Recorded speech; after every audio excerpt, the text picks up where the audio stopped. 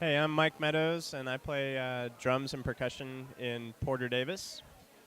And I'm Dan Barrett, and I sing and play guitar in Porterdavis. We won collectively three. Mike won for Best Drummer, and Simon, who we're hoping to get over here, he won for Best Miscellaneous Instrumentalist for harmonica. And as a band, we collectively won Best Roots Rock band. So it's pretty awesome, pretty exciting time. Yeah, it's a great. We've been doing it for a long time. Mike and I have been playing for 8-ish years together, and Simon about 4. So it's a pretty sweet. It's a nice pat on the back. It feels really really good. Yeah. Actually, it started out as just Dan and I, and we were up in Boston, and we started playing down in the subway stations, and the two we played at the most were Porter Square and Davis Square, and so that's where the name Porterdavis comes from. Is we sort of developed a sound playing down there for the rush hour commuters, like early in the morning, and sort of built a fan base and developed a sound from doing that, playing down under. Mike and I were living in Boston, which is a great city.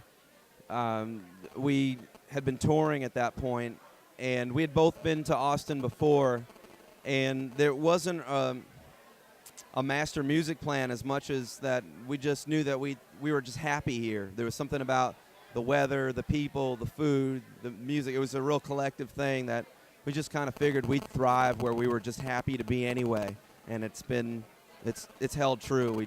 I love it. I love the city.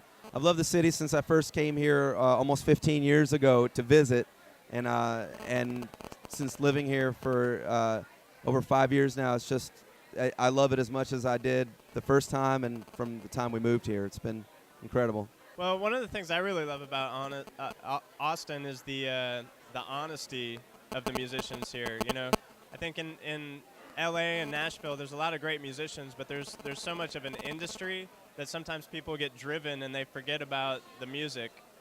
Where in Austin, you find a lot of people who are sort of drawn here that have a similar mindset, that they're really about the songs and they're really about the music and enjoying playing live. You know, I think that's why it has the name of the live music capital of the world, is because people love to play here, you know, and it's not about trying to get your video or trying to get, move up the ladder. It's really about the music, and it's very honest in that way. So that's the thing I appreciate most about the Austin music scene. Yeah, I agree totally in that industry. There's got to be some vehicle to get the music out there. So having industry in and of itself is not a bad thing, but everything in balance. And if the scale balances away from music making to industry as its own sort of pursuit, and loses sight of the heart of it, which is the song, which is the performance. So that's I think that's why we love Austin. It's kind of right-sized. There is great industry here. There are great people to help you get your music out to people. But I just don't see people losing sight of what matters, and we love that. That's just has stayed true. So, well, we have a CD that's out right now called Live at Eddie's Attic, and it's just good. It is what it is. It was live. And we have a pretty raw and stripped-down sound. We just finished a new CD with producer Gurf Morlix, and that's a studio CD. And that was a dream. He's been a hero for, 10, 15 years, so that alone was incredible. And so the record's done, and we're just, that previously mentioned industry, we're just figuring out how to try to get it in the most people's hands if possible. So, yeah. We're just going independent right now. I mean, the music industry is changing so much, you know. It's kind of hard to know what you might get yourself into. So, yeah, we've been hoofing it for so long, working it from the stage. And like I said, we started playing in the subways. So we're just, we're hustlers, Well, the music is recorded, and it's to put it together to a finished product, and then figure out how we're going to distribute it and get a team together of our own people to do things that a label would do. somebody to talk to stores, somebody to talk to radio, somebody to, and sort of kind of keep it close in, kind of in-house, and that's exciting. We're pretty hands-on people, and we kind of, our music is not, it's just real, it is what it is. It's a unique thing, so we're very, we're particular about how it's represented. We don't want it represented as sort of something crass or too mass marketed. It's just, it's Mike plays multi-percussion, I play guitar, and there's harmonica. It's real stripped down, and so by keeping it in-house, we get to sort of represent it as what it is, and that's really fun. That becomes artful in and of itself. We play American roots and blues, and something that's really important to us is sort of the foundation of where music came from. For example, before we start every show, we always pour out a drink, and each of us chooses a name to say of someone from the past roots to honor, whether it's somebody from way back or if it's a roots person. So it's important for us to acknowledge that, to know what it was built on to get there, There's nothing totally new. Everything is built on something else, and you need to honor that and respect it.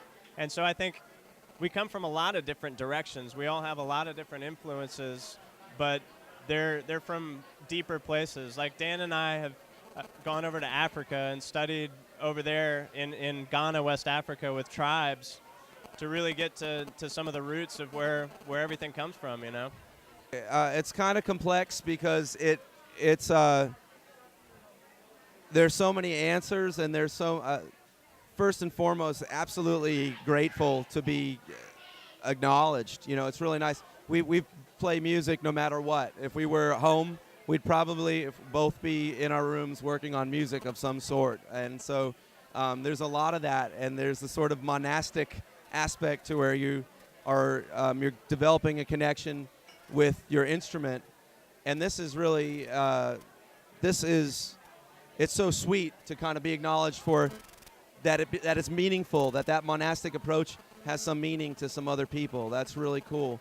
As a band too, kind of as that we're sort of an up-and-coming band. Yeah, it's great to be able to get the name out. I mean, to be able to sit with y'all, and this is so it's on a personal level. It's a great affirmation, and for the band, yeah, it's sure, for having a new record, it's awesome to be able to have more people be interested in hearing us talk about it, and maybe going out and observing and checking the band out. And here's our third member, Simon Wallace, right here. Hello. I moved to Austin in the start of '04, and I met them at some jam sessions and open mics. I just moved to town, and I was going around traveling and playing as much as I could, meet different players. And I met Mike, played with him. Then I met Dan at a completely different venue. And I guess you could say it was love at first sight, They invited me along to a show and said, we're off on tour, you want to come along? And that was it. Like 17 days after I moved to Austin, I was off on tour with these guys, which was great. That's kind of what I'd come for. So that was that. About a couple of years before that, I'd toured around the States, like traveling from music city to music city, doing the same thing, just getting up and playing with people. And I really fell in love with Austin. It was the coolest music town I'd been to.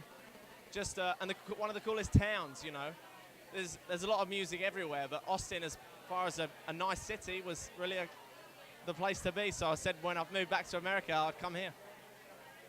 And I did. There you go. We do a lot of different things. I mean, most of the songs Dan writes, but we do write some together. We definitely arrange everything together. We also brought in some songs from friends of ours on this record, and some traditional ones too. We have a Muddy Waters song that'll be on there, and so we're just kind of all over the place with that. Sometimes when I get a record, I feel like there's I'll like the first 3-4 songs, but then after a while it feels a little samey. And so what's cool is that I'll write a bunch of songs, then we'll write some together.